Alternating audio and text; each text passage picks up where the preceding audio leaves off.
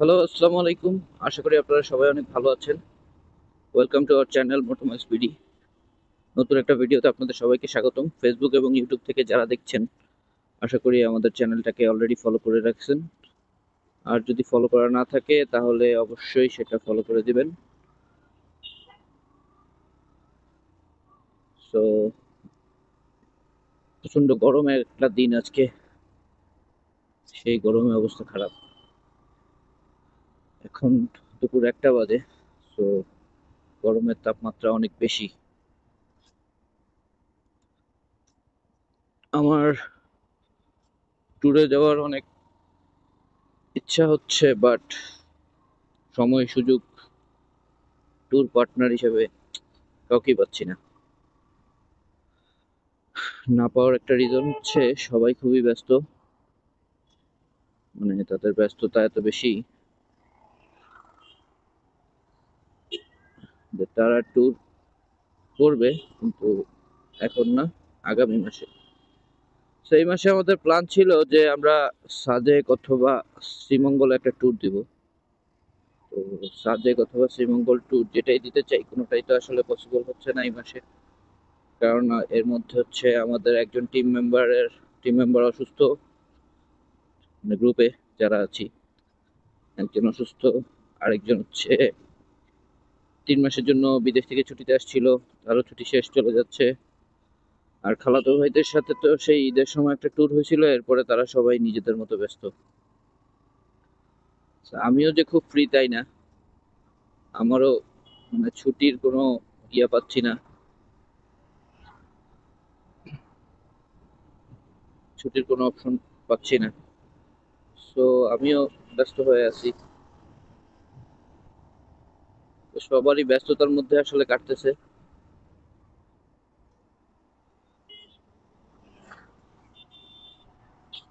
তো ব্যস্ততা দিয়েই জীবন, সেজন্য মনটা একটু খারাপ।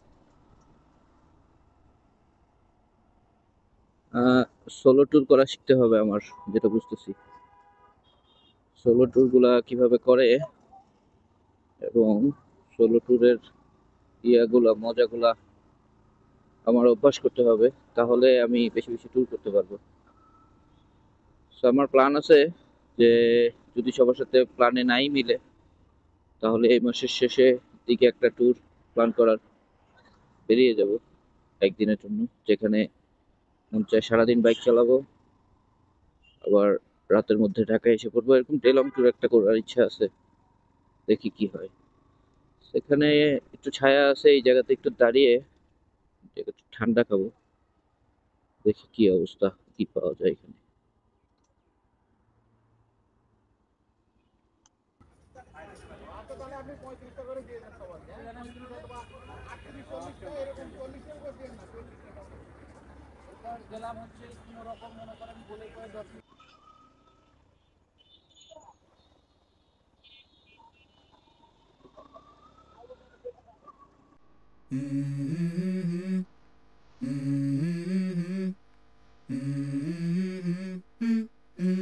Let's go.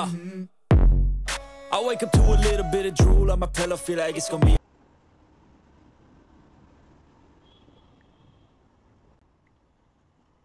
বাইক সার্ভিস করার পর একটা জিনিস খেয়াল করতেছি যে 50 কোন সময় উঠে যায় টের পাওয়া যাচ্ছে না। আগে 4th গিয়ারে 50 উঠাইতে হইলে ভালো শব্দ করতো, এখন মানে সেই ইঞ্জিনে প্রেসারটা পড়তেছে না দেখে জাস্ট মোটর দিয়ে ধরছি, 50 উঠে গেছে, আমি খেয়াল করিনি। তো এটা একটা ভালো দিক।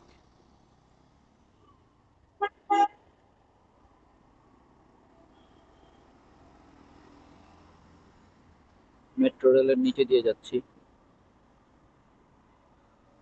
মেট্রো রেলের গ্রাফিতি গুলা সবগুলো ম্যাক্সিমাম মুছে গেছে। আবার অনেক গ্রাফিতির মধ্যে হচ্ছে দেখতেছি বিভিন্ন পলিটিক্যাল শুভেচ্ছা লাগানো আছে। জুলাইয়ের গ্রাফিতি গুলা আই থিংক একটু সংরক্ষণ করা উচিত।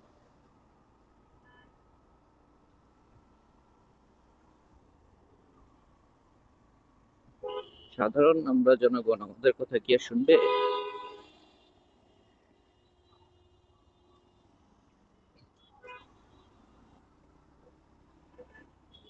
বাম পাশে একটা সিএনজি তেলের পাম্প আছে। এই তেলের পাম্প থেকে অনেক আগে আমি একবার তেল দিয়েছিলাম 3 লিটার। কি মানে তখন তো দাম ছিল 100 টাকার কম, 300 টাকা তেল নিয়েছিলাম। তো ভালো ভুগতে হয়েছিল ওই তেল নিয়ে আমাকে। তেল নেওয়ার পরে আমার ট্যাঙ্কিতে, বাইকের ট্যাঙ্কিতে যে তেল ছিল সব তেল ফেলে দিতে হয়েছে। তেলটা এত খারাপ ছিল। পরবর্তীতে কখনোই আমি এই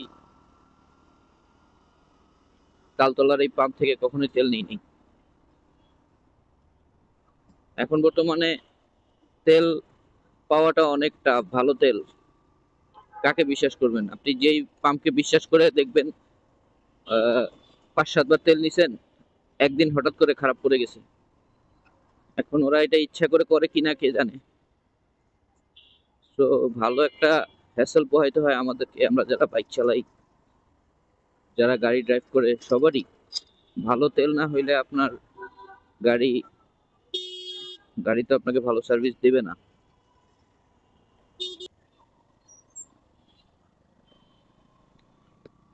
বহুত কষ্টে 10 নম্বর পার হইলাম। 10 নম্বর সিগনালেই প্রচুর সময় শেষ করে দেয়। আগে তো সিগনালে পড়লে বামে দিয়ে রিল্যাক্সে সামনে আসা যেত, এখন সেটা আর করা যায় না। আজকে আমার প্ল্যান ছিল যে একটু বিআরটিএ তে যাব, কিন্তু অলরেডি 1:44 বেজে গেছে। তো 1:44 বেজে গেছে, এখন আর বিআরটিএ তে যে কোনো কাজ করতে পারবো না। আর প্লাস শরীরও টায়ার্ড হয়ে গেছে গরমের কারণে।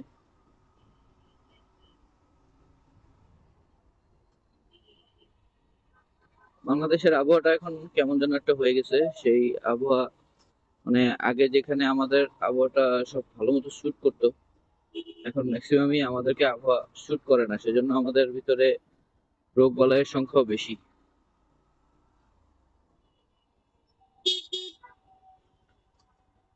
এখন হচ্ছে স্কুল ছুটির টাইম, সেজন্য স্কুলের জ্যামটা তো পড়বেই।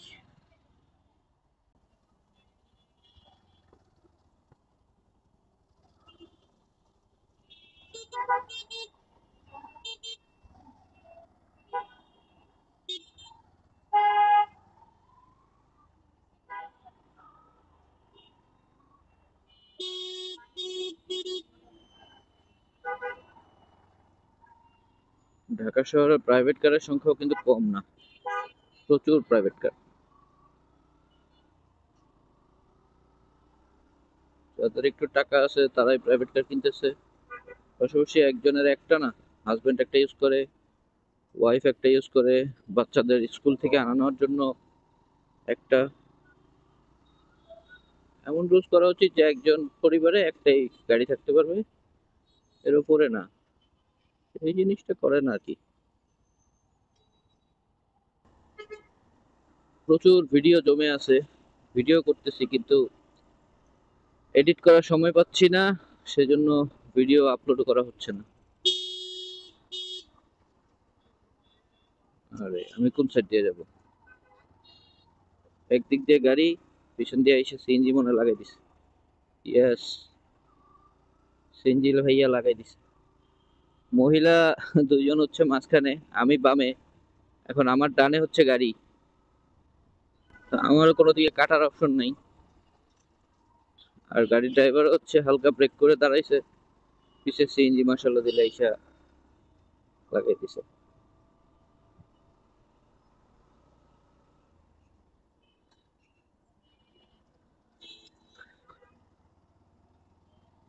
পাবলিক অর্ডার ম্যানেজমেন্ট, এখানে সব পুলিশ আর পুলিশ।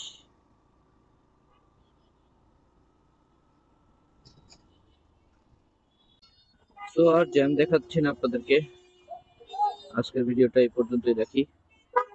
নেক্সট ডে আবার অন্য একটা ভিডিওতে আপনাদের সবার সাথে কথা হবে।